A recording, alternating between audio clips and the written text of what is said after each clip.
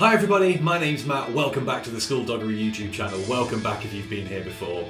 Today we're going to be answering some of your questions that have been sent in. So with no more messing about, let's get straight into them with question number 1. We have a 5-month-old pocket American bully. We've had him for 5 weeks. We used a crate and control his water intake. However, he keeps having accidents and weeing all around the house. Are there any tips on how to reduce this? So what with you having only had him for about 5 weeks, you don't know how he was trained or if he was given any guidance at all in the first few months of his life. So what we need to do is go back and treat it as if you were getting him on day 1. When they're 8 weeks old, we need that kind of level of toilet schedule to begin with so that we can build him up. So how do we do that? We're going to get your phone and set an alarm on the hour every hour. When that alarm goes off, you're going to get the dog, put the lead on them, take them outside to where you want them to go to the toilet, and just give them a few minutes to see if they do what they're going to do. If they do pee where you want them to go, that's brilliant. Make sure to give them plenty of fuss and to mark it by doing something like, good boy, good toilet, good toilet. If you repeat the word while they're doing it, next time you take them out, you might be able to say, toilet, and they'll go. Might take a few more goes. It can vary from dog to dog.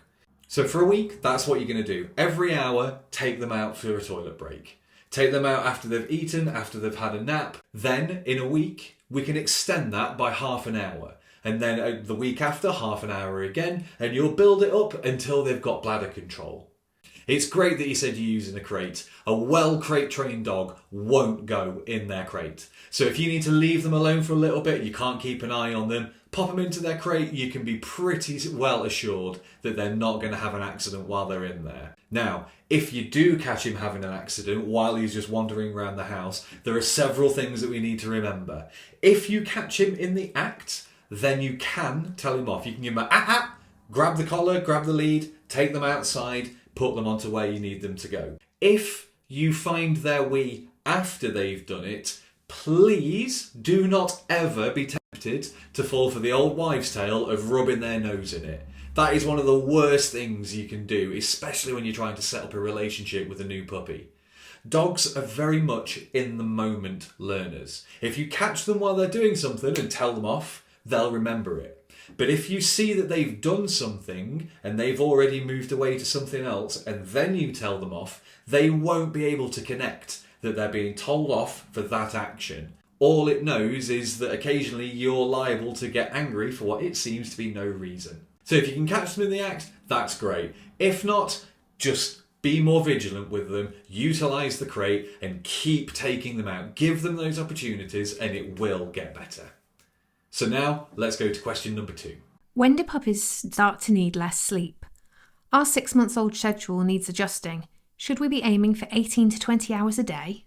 Yes, you should. People are so unaware of how much sleep puppies and dogs need. Puppies can need anything up to 18 to 20 hours a day.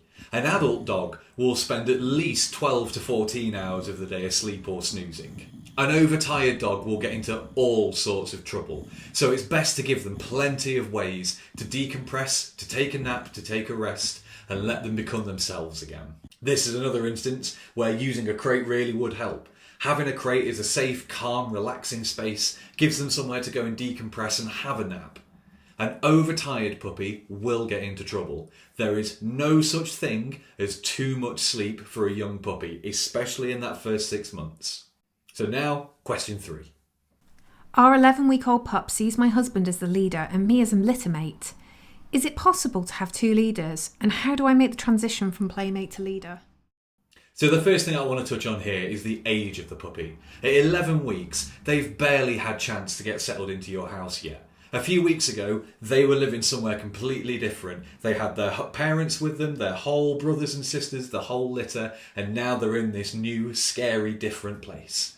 So within the first few weeks, they're gonna be all over the place. And an 11-week-old puppy, we can't expect too much out of, especially when it comes to respecting different leaders around the house. Now, having said that, it is entirely possible to have everybody be a good leader to your dog and have your dog look up to them. If you do it the right way, you agree on a set of rules and you all stick to them, it can pay dividends later on.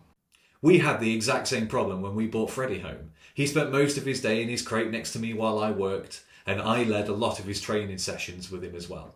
What you need to do is to make sure that you do at least one training session with your dog a day, so that they start to look up to you and know that good things are going to come from you too. You need to make sure that you also get in and enforce some rules with them sometimes, because the more you enforce a rule with a dog, the more they will respect you. You will see them look up to you more if you let them know where the boundaries are. So pick some rules, be consistent with them, share the load where you can, and it will get better. It takes time, but it will get better.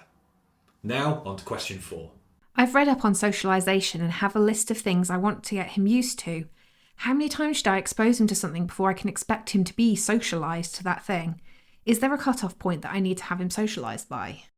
So first, let's just explain what we mean by socialisation and how it works with dogs. Socialisation is the process of desensitising your dog to things that might upset them or make them nervous.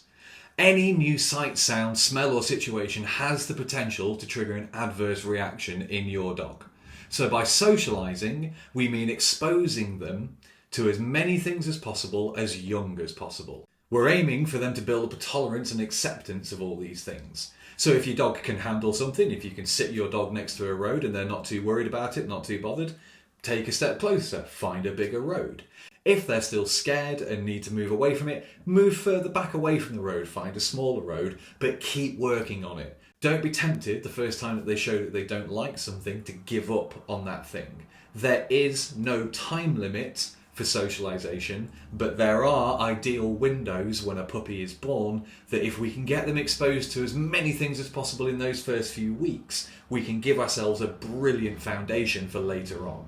You're essentially giving them the basics to start dealing with things so that they can take on the world with you, and there's nothing better than a well-socialised dog that will behave in every situation and take on the world. There is no set amount of times to expose a dog to something or a certain number of times that you need to be aiming for. It will all depend on your dog. As you spend time with them, you'll learn their cues, you'll learn whether they're happy with something or whether they're not, what they can take and what they can't handle. So it's important that you pay attention to your dog, listen to what they're telling you and adjust your training accordingly. So there we go, that was some of your questions answered. If you've got any questions, please let us know down in the comments. Come find us on Facebook, on Instagram and on TikTok. You can find us everywhere at Schooldoggery. What do you need to know? What do you want to know about bringing up a puppy? Until next time, thanks very much and thanks for watching.